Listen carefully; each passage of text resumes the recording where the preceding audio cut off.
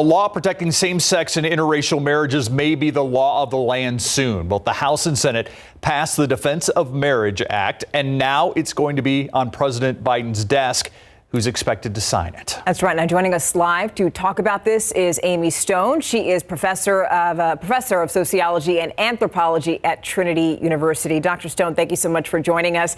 So first, let's break down, because there are a lot of misconceptions about this bill. Let's talk about what it does and doesn't do. So what it does is it repeals DOMA, which DOMA, the Defense of Marriage Act, was passed in 1986. And DOMA made the federal definition of marriage, there hadn't been a definition before, made it a man and a woman. And it also made it that each state couldn't recognize or wasn't required to recognize marriages from other states between same-sex couples. So if you got married in California, Texas could say, hey, we don't recognize it. So what this does is it overturns DOMA, essentially. So it doesn't make same-sex marriage legal in Texas. Right. So if Obergefell v. Hodges, if the Supreme Court says, oh, no, we're going to overturn this old case, it doesn't make it legal here. But it does mean that if you got married somewhere else or you're married previously in Texas, it would be recognized here. And so each state would have to recognize marriages from other states. The word protection seems to be overriding in a lot of the conversations. Talk about that and what this does to protect people's marriages. Well, there's a lot of fear and concern in the LGBT community and also among people in interracial relationships, like Loving v. Virginia. The Supreme Court case about interracial relationships is on the line here as well. A lot of concern that their marriages may be ended or eliminated, right? Very suddenly. And so this is some protection, for that, essentially, meaning that it doesn't make it completely accessible, right? You have to have the means, you have to have the ability to kind of go to another state and get married if you wanted to, but that you still could be married if you wanted to, and that it would have to be recognized by the state and also by the federal government, right? So that comes with a lot of benefits like inheritance, taxes, and insurance, all kinds of things are attached to that. Yeah, that's something that was going to be the next thing that I asked you, Dr. Stone, because often when people talk about same-sex marriage, they just think about the act, like the marriage. But there are a lot of other things that come along with that. When you have children, health care rights, other benefits that you have, through your partner. So could we just kind of go to that angle now? Yes. So before, when DOMA was the law of the land and you could not get married as a same-sex couple in most states, you had to go through many, many, many steps to protect your children, to maybe have to adopt your children, actually your own children, to have the right to be the power of attorney. So you had to pay a lot of money, if you had it at all, to have some of the same rights someone could have if they just got married. When the Supreme... go ahead, Doctor. Sorry, I didn't mean to interrupt you. No, it's okay. Keep going. When the Supreme Court recognized same-sex marriages, there was a celebration. We're not seeing that so much today. I'm guessing it's more of a relief. Would you characterize that as being what you're hearing as well? It's a tremendous sigh of relief. In a way, it's kind of treading in place, right? Getting to keep most of the rights you already have, right? Or being reassured that you'll get to keep them if there is a court decision. I think that's a key piece here, is that it's a retention of rights. And part of the reason that we had this conversation and why this gained momentum was because it was right after the Supreme Court overturned Roe, because the argument was, if women's bodily autonomy is taken away, then what's next, right? And also, we know that Justice Clarence Thomas also made a comment about possibly looking again at the 2015 Supreme Court ruling with gay marriage. So sociologically, why is it that same-sex marriage, women's rights, all of these things are usually linked together?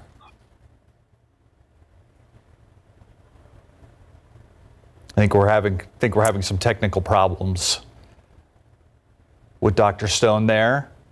All right. We hope to get the good doctor back. We're going to take a break. We'll be right back.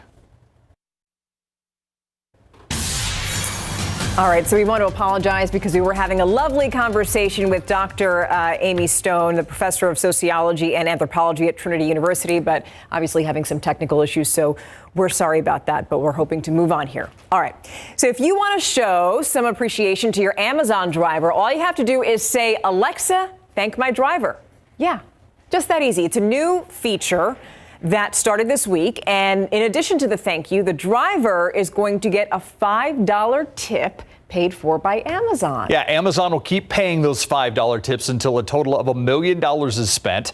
The 5 drivers who get the most thank yous during that period will each get $10,000 plus another $10,000 for a charity of their choice. All you need to do is get an Alexa-enabled device or have one of those. The feature is not available outside of the United States, though. Well, that's really nice for those drivers. They work really hard, especially now with all of those gifts, everybody ordering stuff. Working late, working early. And whenever we have a story about Alexa at home, it can hear it from the TV. People go off and they get annoyed. That's right. We apologize, but yeah, it'll go bloop, bloop in the background. So anyway, we the way it apologize happens. for that. It does, it does. All right, so talk about these changes coming down our pipe. Yeah, we've got a storm chance late Saturday and then a noticeable cold front next week. But even better yet, we've got a thermometer ornament winner, Catherine Alva of San Antonio. Congratulations. And by the way, you can go to KSAT.com/thermometer to enter the drawing. I'm giving them away daily this time of year. That's what we do at Christmas season. Right now we're at 76. By 9 o'clock, 72. Then we dip down into the mid-60s by tomorrow morning. Some drizzle, a little bit of fog, and just a gray start to the day. We're going to stir things up a bit Saturday night. We'll be back to look at the futurecast and our storm potential, and then when that next noticeable cold front arrives in just a bit.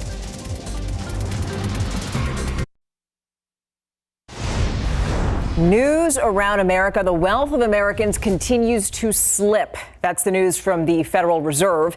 The agency says the net worth of households and nonprofit organizations decreased to $143.3 trillion in the third quarter, which is a loss of $400 billion. The decline is said to be driven primarily by a drop in stock prices. Yeah, not bad. Musk might be making a comeback this winter. Some of the country's top health experts encouraging people to put them back on. It's not just because of COVID, though, this time. Flu, RSV, COVID-19, all having an effect right now. On top of masks, people are also being asked to get vaccinated and wash their hands. Some communities across the country are even considering bringing back certain masking recommendations as the wave of respiratory illnesses worsens. Now let's talk about the buzz. It seems like we're talking a lot about Elon Musk these days, right? Just more news. This week, it's been really bad for the Tesla and Twitter CEO because according to Forbes magazine, he's no longer the world's richest person. That #1 spot now on Forbes' list of real-time billionaires is now occupied by Bernard Arnault, who's the CEO of the French luxury brand LVMH. By the way, LVMH is the company behind Louis Vuitton luxury goods, Hennessy Cognac. Forbes says Musk is now worth $183.6 billion, just below Arnault's estimated $186.2 billion. Arnault knocked Musk out of the top spot because LVMH's stock has mostly been flat this year. The share price of Musk's Tesla is collapsed. Tesla stock is down 56% in 2022. That cost him. Yeah. Now, looks like Los Angeles County is unicorn friendly because officials there have given a young girl named Madeline a pre-approved unicorn license. It's a thing, Steve. Okay. Madeline sent a handwritten letter to the county asking for permission to keep a unicorn just in case she ever found one. Yeah, the county posted Madeline's letter on Facebook, approved her request. They made Madeline a stuffed unicorn. They sent her a stuffed unicorn to have until a real one finally appears in her backyard.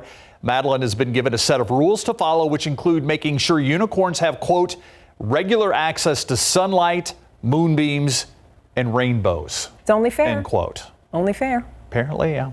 All right, so the holidays is the time of year when the sweets come out, but which ones are our favorites? Well, it turns out that really depends on where you live. Now, Wise Voter, a bipartisan educational platform, dug up some data on America's favorite Christmas treats and says that this year it's going to be cheesy. The results show that a majority of U.S. states favor cheesecake as their top Christmas treat. Yeah, followed by sugar cookies, with 17 states claiming that one. Montana and North Dakota chose cinnamon rolls. as their preferred Christmas sweet. Okay. Alaska, North Carolina, and Oregon went with eggnog as their top pick. Hot chocolate appears to be a top favorite across the country as well, making the list for most states in their top 5 favorites. And I'm looking quickly here. I don't see Texas on this list. Yeah, me either. Got to have it somewhere. I will say I dig the hot chocolate, though, I think the it's marshmallows. cheesecake. Oh, yep. Yeah, Yep. cheesecake. There you go. There it is. All right. So here's your reminder to get your stamps, envelopes, and cards together and also update your mailing list. Today is National Christmas Card Day. The history of Christmas cards dates back to Victorian England, where sending penny posts was inexpensive and frequent. The credit for the creation of the first Christmas card, however, goes to Sir Henry Cole, in case you were wondering. That's a good trivia question. Sir Henry Cole. I was sure it was going to be somebody, Sir Hallmark or something. Anyway, in 1843, he asked his friend to illustrate a design he had in mind. He took that to the printer. He mailed the first Christmas card in the penny post to friends, family, and other people he knew. Took a while for that Christmas card to make it here. The first commercial card produced in the United States was in 1875. And the prices have gone. Have you seen that they keep getting fancier and bigger? Not just with the music, but like you open them up now and they're huge. Sometimes they're like $10. Ooh, that's expensive. It $10 Christmas card? I'm just saying, like some of them are really, really fancy. I mean, $10 anniversary card even. Yeah, Come on now. It depends. Stop. If you forgot, you need a $10 anniversary card, right? And other things, something shiny and sparkly to go with. I mean, not that I'll take the cards. I'm going to buy 20 of them right now just to be ready and keep them in the same spot. Just post date them You're right now. still going to forget, Adam. No. Oh, funny. All right, so let's get right. I don't forget, for the record, okay? All right, let's talk about our weather headlines. Morning fog every day through Tuesday. Okay, so it's just going to be more of the same. Saturday night storm chance. We stir things up a little bit in the middle of the weekend. And then a cold front, a noticeable one, hits us next week. It should hit us probably Tuesday afternoon, so we'll really feel the impacts by Wednesday. Take a look at our temperature trend. This weekend, highs still in the 70s and some noticeable humidity, especially tomorrow. Monday, we're back to 80 degrees, but by Wednesday, we dip back down into the upper 60s for highs. And then that's where we stay pretty much the rest of next week. So by Wednesday of next week, you'll notice that crisp, cool air back in place. And starting Wednesday morning, you'll also want to have a jacket ready in the morning because we'll have temperatures back down in the 40s. And that's going to be the trend thereafter every morning the rest of next week. Until then, shorts and short sleeves are fine because we have the mild mornings and, well, afternoons, 70s near 80. As for rain chances, notice Saturday night, we're talking anywhere from roughly 10 p.m. Saturday night through about 9 a.m. Sunday morning. Some scattered activity likely to develop in terms of a few downpours with some lightning and thunder associated with them. Nothing severe anticipated. Here's the big picture. We still have the upper level high. Same one we've been talking about all week. Big Blue H, it's over the Gulf of Mexico, and it's been deflecting all the disturbances away from us. They haven't been able to get into Texas. We have this little dip in the upper level flow near Southern California. As the upper level high breaks down this weekend, it's going to open the door for that little short wave to move in and help push a very weak frontal boundary overhead Saturday night. So combined with that upper energy and a weak frontal boundary, I do think we'll see some scattered showers and a few thunderstorms develop. So here's our future cast. Starting tonight, 11 p.m., some low clouds filling in. Areas of fog, some drizzle, and a little bit of dampness. Can't rule out a sprinkle early tomorrow morning. This is 7 a.m. And then most of the day on Saturday, just fairly cloudy with a few breaks in the clouds periodically. Saturday night, as I mentioned, starting possibly as early as 10 p.m. Some storms starting to pop up here and there and becoming scattered in nature in and around Bexar County and surrounding counties through sunrise on Sunday morning and then tapering off. We could see a quick ½ inch in some neighborhoods, so cross your fingers, but not everybody's going to get hit by these little downpours with some lightning and thunder. We're not expecting any high winds with them, just hopefully some good soakers for a few neighborhoods. Live cam right now. We do have the clouds starting to fill in and really, take over again. And as our air temperature at 76 starts to meet our dew point in the 60s, the air is going to be saturated, and I anticipate that fog in the morning. Dew points right now 60s, so you feel that mugginess in the air. That all changes behind that cold front that hits on Tuesday. So by Wednesday of next week, that humidity is swept away. But dew points in the 60s means we're going to start tomorrow in the 60s. Our morning low temperature, mid 60s for most of us, a few upper 60s. Floresville, for example, at 68. And then tomorrow afternoon, Rio Medina 75, Bernie, Bulverde 73. But you get to San Antonio and we're about 77 to 80 degrees to start the day tomorrow. Or I should say in the afternoon tomorrow. Saturday night, there's that storm chance. We have it at 40%, so scattered in nature. And by Sunday, most of the daylight hours should be dry, but I think the clouds are going to linger around, so that'll keep us in the lower 70s for an afternoon high temperature. Morning fog drizzle every day through Tuesday. That changes behind the cold front. Look at that temperature drop, and everything changes. We get back to that crisp fall feel with mornings in the 40s by the middle and end of next week. Afternoons in the 60s, sunshine, and low humidity. So changes are on. If you don't like this April weather in December, it's going to change. Just be a little patient. All right. Thank you. In case you missed it, coming up next. Welcome back, and here's today's In Case You Missed It. It's Friday, December 9th. WNBA star and Olympic gold medalist Brittany Griner back in Texas after being detained in Russia for almost 10 months. Her plane landing in San Antonio, where she's undergoing evaluation. She'll then go through a reintegration program for those who have been held captive overseas. White House National Security spokesman John Kirby on MSNBC saying Griner appears to be in good health. We're glad to have her back. The White House releasing video of President Biden breaking the news of Griner's release to her wife. She's on the ground. Stop it. Yep, she's on the ground. It is not safe to drink at any level, so lead showing up in the drinking water of several San Antonio ISD campuses has officials working to make that water safe. ISD officials believe no student or teachers consume the contaminated water. The district sent water samples for testing to the Texas Commission on Environmental Quality. Results for 28 campuses have come back. Lead found in 11 campuses. The power is back on in Moore County, North Carolina. Restaurants and stores reopening to try and recover what they can before the holidays are over. County residents were left in the dark and cold since last Saturday. Crews worked around the clock to make repairs to 2 substations damaged by fire. Barbed wire has gone up around the facilities, and guards are now patrolling the areas to make sure the electricity stays on. Jim Beam has come out with its Kentucky Hug pajamas. Oh, couldn't wait for these. Bourbon lovers may know that a Kentucky Hug is how the warm feeling after taking your first sip of bourbon is referred to, and these PJs are meant to mimic that warm feeling of a sip of bourbon.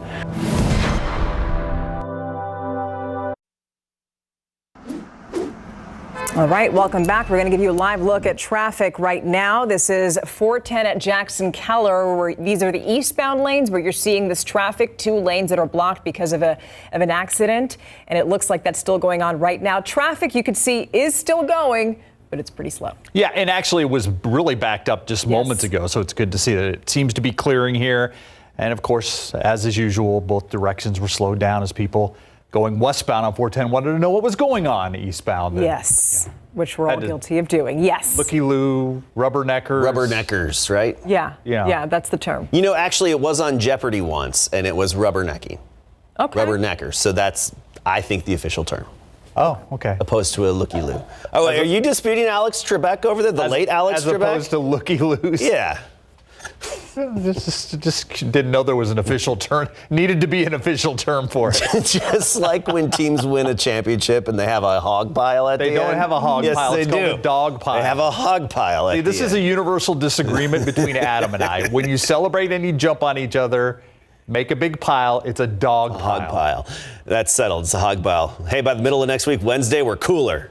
That's it. So hold your jackets until then. All right. We'll see you on the night beat. I think this whole argument was a hog pile.